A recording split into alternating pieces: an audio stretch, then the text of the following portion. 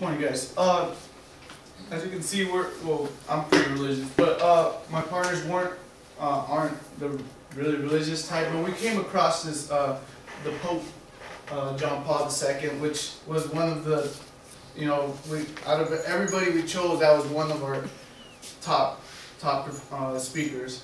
So today we're gonna give you a little bit of information and show you a couple of clips of his speeches and his life. First, we're going to talk about his background and a little bit of his life and how he became who he is today. And rest in peace, because he passed away in 2005. So, and then second, we're going to see a couple of his speeches and a little bit talk about how, without moving too much, he still inspired a lot of people. Millions of people, and even people fainting in front of him without him actually moving or doing too much.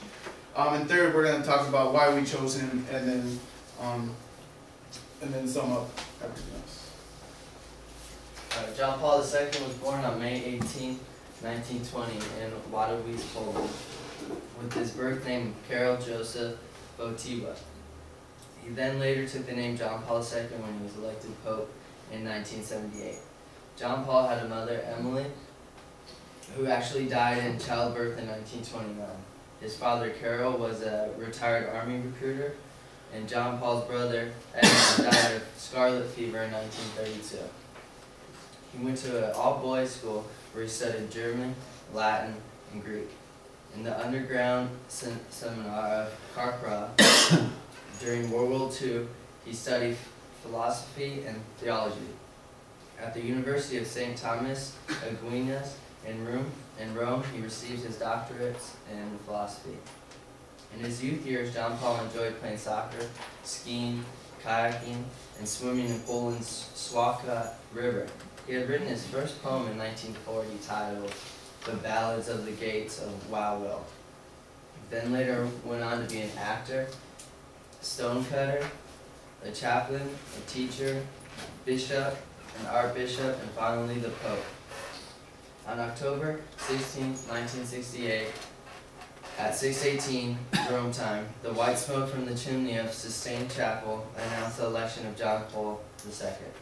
Some short time earlier, upon acceptance of his election, he had become the 264th Pope, the entry upon his ministry. As the supreme pastor of the Universal Church took place on the 22nd of October in 1978, John Paul II was a very bright man.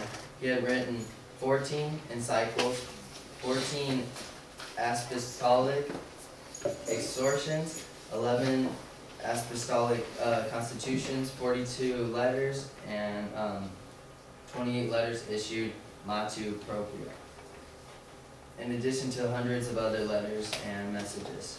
He also speaks fluent in 8 different languages, which are Polish, Italian, English, French, German, Spanish, Portuguese, and Latin. And Time magazine named him the Man of the Year in 1994.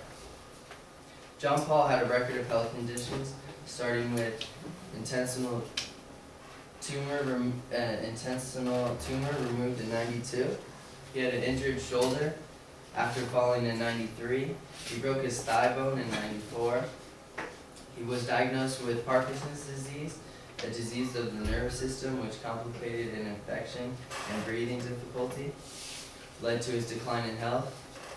In February 2005, he was hospitalized twice for conditions related to breathing difficulties, having a tracheotomy during the second stay, having developed a urinary tract infection, and high fever during Easter week.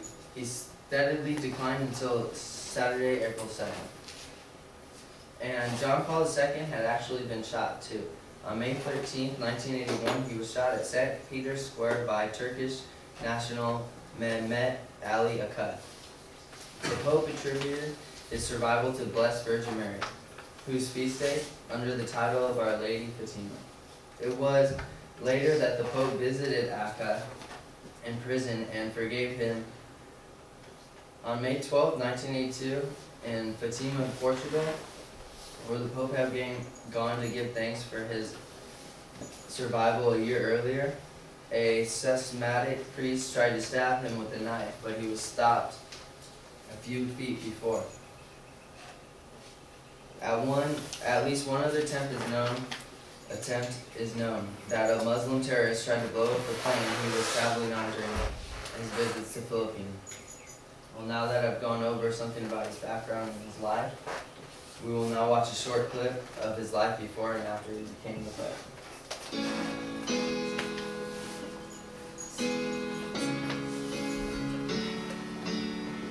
I villissimi cardinali hanno chiamato un nuovo vescovo di Roma.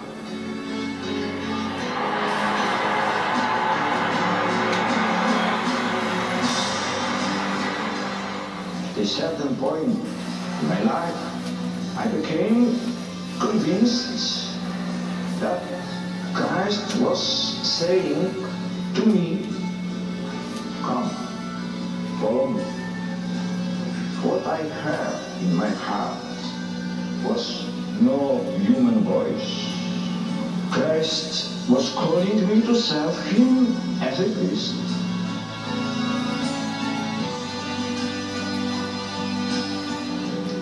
Do not be afraid. Open your hearts to Christ. The deepest joy there is in life is the joy that comes from God and is found in Jesus Christ, the Son of God. Jesus Christ is the hope of yours, is my hope. He is the hope of the Lord.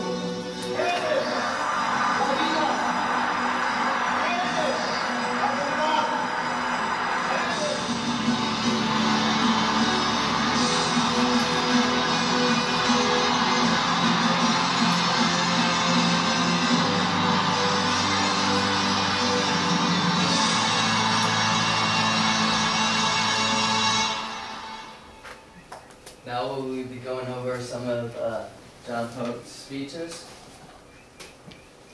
I'm going to talk about some of the speeches John Paul gave throughout his life. John Paul gave speeches all over the world on many different subjects and in different languages. One of his speeches was on Gandhi's memorial, where you can see hundreds of people listening to his speeches, and we have it right here. You guys can see it. And today, as a pilgrim of peace, I have come here to pay homage to Mahatma Gandhi, hero of humanity. Mahatma Gandhi thought that if all men and women, whatever the differences between them, cling to the truth with respect for the unique dignity of every human being, a new world order. Some people believe that the reason the Pope was so powerful with his speeches was that he was speaking the word of God. His presence was so powerful that some of his audience even fainted. Time magazine named him the most tireless moral voice of a secular age. Even after his assassination attempt on 1981, the Pope continued to give speeches in public and kept on spreading the word of God. He even gave a speech against the mafia, not being afraid of speaking against them.